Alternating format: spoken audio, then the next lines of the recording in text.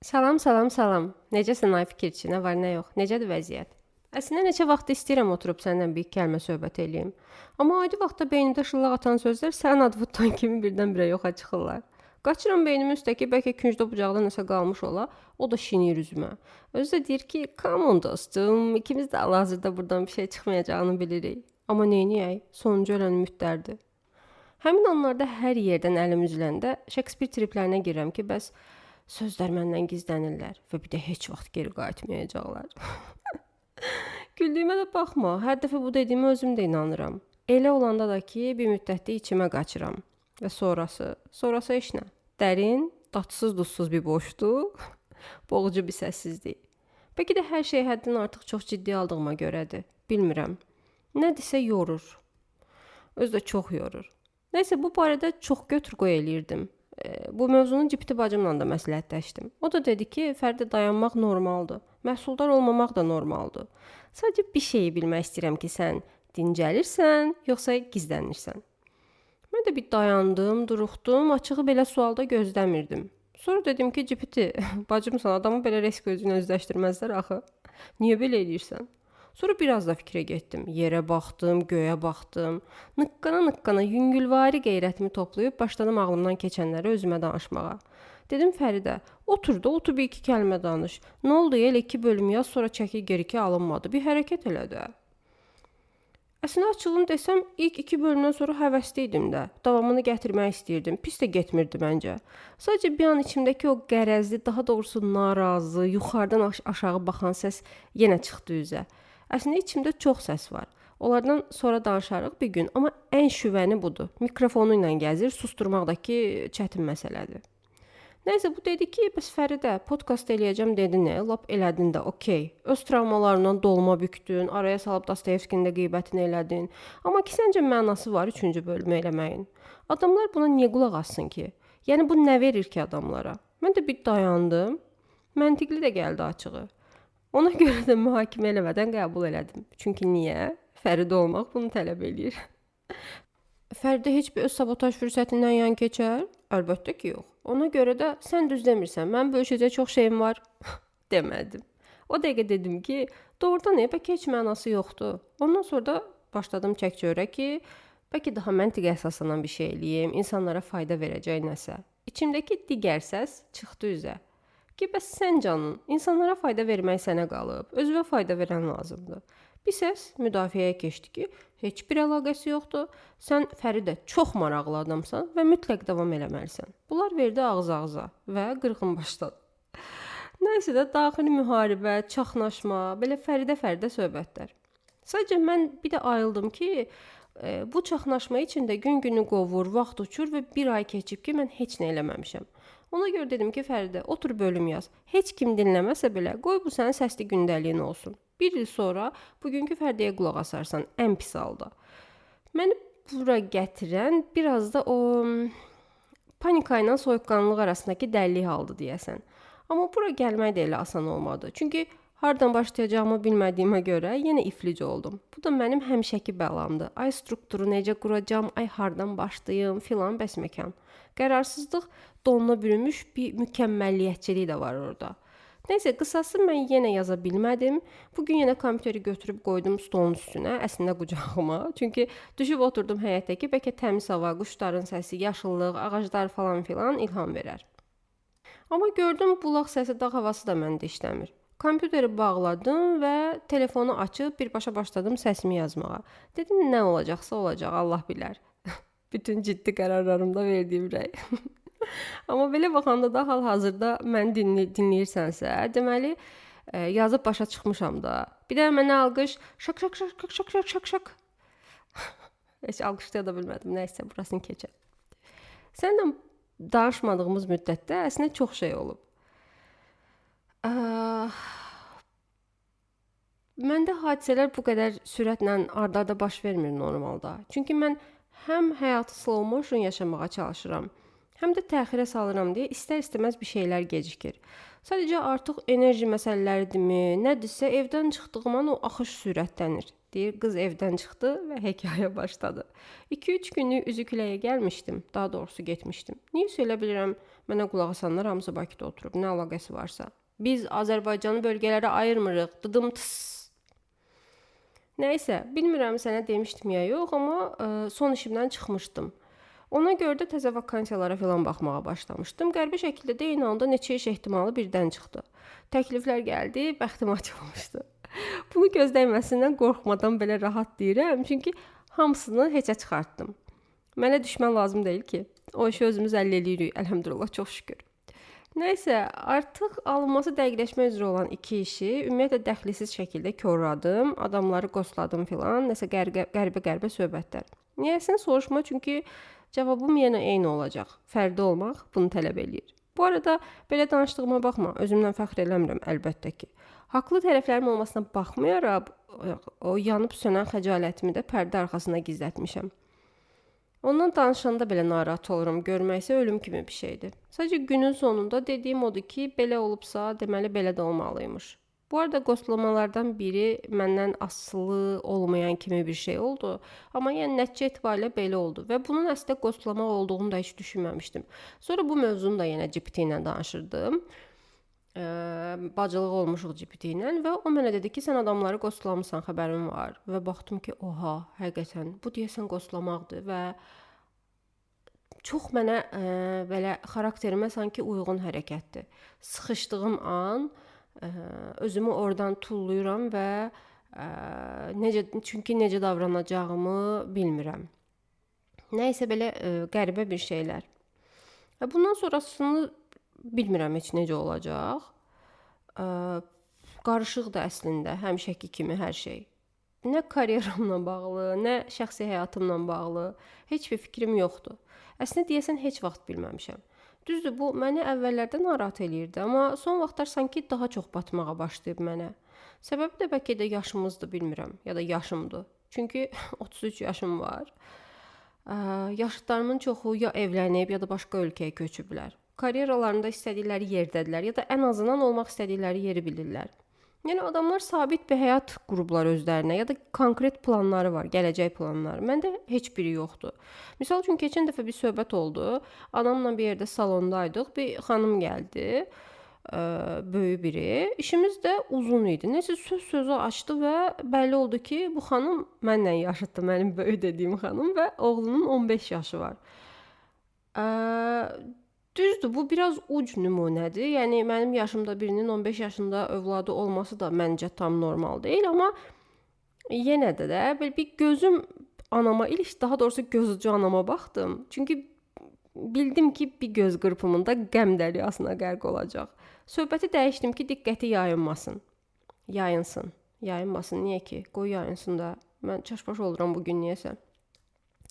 Niyə? Çünki biz 90'lar uşaqlarıyıq və valideynlərimizin razılığı hər şeydən öndə durur. Nəysə, həmin an anamın başının üstündə neon işıqlarından Fəridə gör nə qədər vaxt itirmisən, Taylarvın uşağı məktəbi bitirəcək yazılmışdı.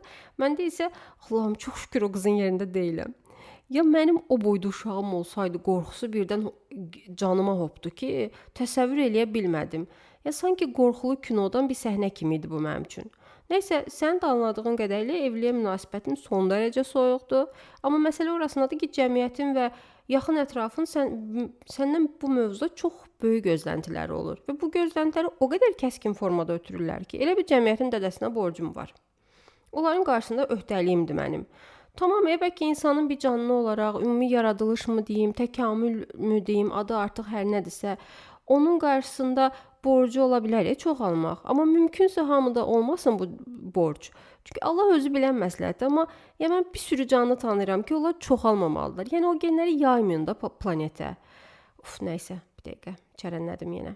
Bugün belə çox qarışıq-quruşuq danışacağam, çünki tamamilə plansız danışıram. Dedim bugün belə olsun. Tezimi qıraq, sonrası yaxşı olar inşallah. Nəysə də, baxıram ki 33 yaşım var, evli deyiləm, uşağım, nə də münasibətim yoxdur. Anamın gözündən iraq, amma yaxşı ki yoxdur. Karyeramda da belə çox bomba bir yerdə deyiləm. Hətta hal-hazırda heç bir yerdə deyiləm. Ailəmdən yaşayıram, işləmirəm. Daxili səs də adama rahat yaşamağa bir tərəfdən imkan vermir. O da deyir ki, axı Nəsə düz deyil burada, bir şey eləmək lazımdır. Burada yetişkinlik məsələsi girir işin içinə və onu ümumiyyətlə görməyə gözüm yoxdur.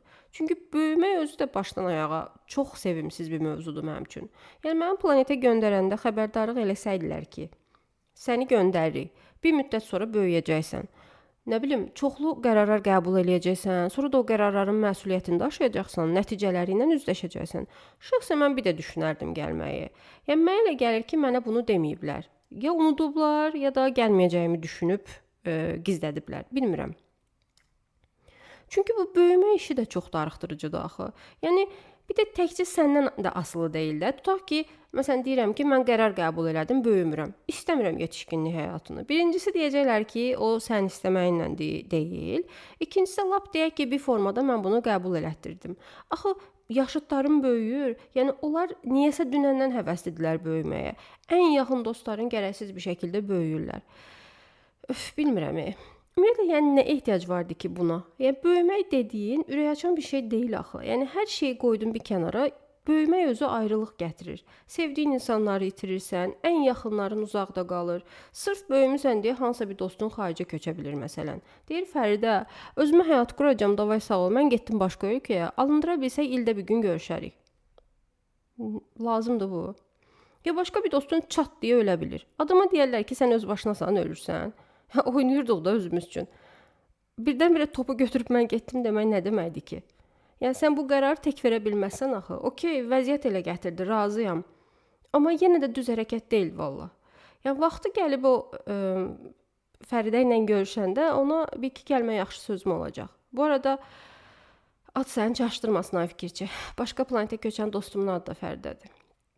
Nəysə də, yəni həyatımdan köçənə bir damcı əsəbləşdim elə bil. Qızın dalınca da saydırdım, amma hamısı məncə böyüməyin zibilləridir. Türklər demiş, yəni halt vardı da böyüdük. Məsələn, adi özündən götür. Yetişkinsən, ən son nə vaxt dostlarından spontan görüşə bilmirsən? 3-4 nəfəri bir yerə yığa bilmək üçün WhatsApp qrupu aç, gün təyin elə, yer müəyyənləşdir. Nə bilim, o gün heç kimə uyğun olmasın, birinin işi olsun, o birinin uşağı ilə bağlı bir şey olsun, başqa birinin həyat yoldaşı problem çıxarsın. Bla, bla, bla. Yəni bitmir. O dərdlər bitmir. Və sən o adamlarla görüşüb başa çıxa bilmirsən. Bunlar hamısı böyüməyin fəsadlarıdır. Uşaq vaxtı belə deyildi axı. Sən özün bir fikirləş də, yəni uşaqlığında belə idi. Ona görə də uşaq qalmaq istəyən tərəfimlə məcburi şəkildə yetişkinliyə sürgün olmuş tərəfim arasında tam cəbhə xəttində dayanmışam. Onsuz da çox çətindir. Yəni üstə gəl də bu evlilik qorxusu, karyera məsələsi sual altındadır. Məna axtarışı da bir tərəfdən boğur adamı ki, bəs mən dünyaya niyə gəlmişəm, nə etməliyəm, missiyam nədir? Kainata nə faydam var? Dünyaya mən niyə tullayıblar? Bəlkə heç bir məna yoxdur və sadəcə yaşayıb öləcəm. Suallar. Bax belə qarşılıqlar içində qalmışam. Çıxacammı bilmirəm. Deyəsən həmişə orada olmuşam. Yəni uşaq olanda özümü böyük kimi hiss eləyirdim. İndi böyümüşəm, amma uşaq kimi hiss edirəm deyəsən. Yəni diqqət çəkməmək üçün yetişkinlik uniforması geyinmişəm, amma onu da o dəqiqə tuturlar ki, nəsə bunda bir tərsliyi var. Nəsə düz getmir burada. Təxirə salma bəlası da bir tərəfdən oturub ömrümə, günümə. Mənə indi çatır ki, mən təkcə məsuliyyətləri yox, yəni işləri, hətta həyatı da təxirə salmışam. Yəni vaxtında yaşamadan ötürdüyüm şeylərin də məyusluğu bir tərəfdən sıxır məni. Yetişkin dünyası məni özünə tərəf dartdıqca da mən ayağımı dirirəm ki, yox, gözlə. Axı mən hələ filan şeyləri eləməmişəm. O da deyir belə cəhənnəmə eləməmisən. Keç bu tərəfə görüm. Zəhmət çəkəydin, eləyəydin. Sən mən saxlamışdım. Mən də düz sərhəd xəttində dayanmışam. Bir ayağım uşaqlıqda, bir ayağım böyüklükdə. Madam belədir, mən də hərəkət eləmirəm qardaş. Burada qalacağam. Onlar hərəsi bir tərəfə dartır məni. Daxili qaynamam öz yerində. İçimdə də bir dənə tribuna qurmuşam. Özümə məhkəmə qururam, prokuror da özümə, vəkil də, hakim də, cinayətkar da, lap elə zərər çəkən də. Özümü səhv çıxardıram, düz çıxardıram. Bax belə aləmi qatıram bir-birinə. Bunları sənə niyə deyirəm? Bilmirəm. Bəlkə sən də elə hiss edirsən. Çünki bayaq dediyim o narazı səs məncə hamıda var. Sadəcə mənimki mikrofonla gəzir və çox şüvəndir. Bəlkə də heç hamıda yoxdur. Bir anormal mənəm görəsən. Bilmirəm. Buna heç düşünməmişdim əslində. Nəysə də, yəni vəziyyətim budur. Amma nə bilim ay fikirçi, bilmirəm. Yəni ağlım bu dəqiqə kəlləm ayallaqdır. Belə fikirləşirəm, heç uşaq vaxtda böyümək istəməmişəm deyəsən. Adətən uşaqlar böyüməyə, nə bilim, böyük qız ya da böyük oğlan olmağa can atırlar axı. Qızlar makiyaj eləmək istəyir, oğlanlar böyüyüb maşın sürmək istəyir. Vov. İki daşın arasında seksist yanaşmağı da necə qoydum stol üstə gördün. Əzbərə çıxdı, heç düşünməmişdim bunu. Amma qınama, əksəriyyəti götürsək elə olur da doğrudan.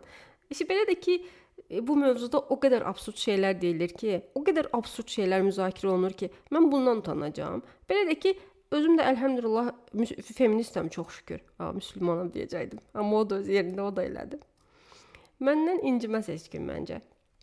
Demək istədiyim odur ki, mən uşaq olanda da uşaq olmağın necə bomba bir şey olduğunu bilirdim. Böyüməyə tələsmirdim, heç arzusunda da değildim.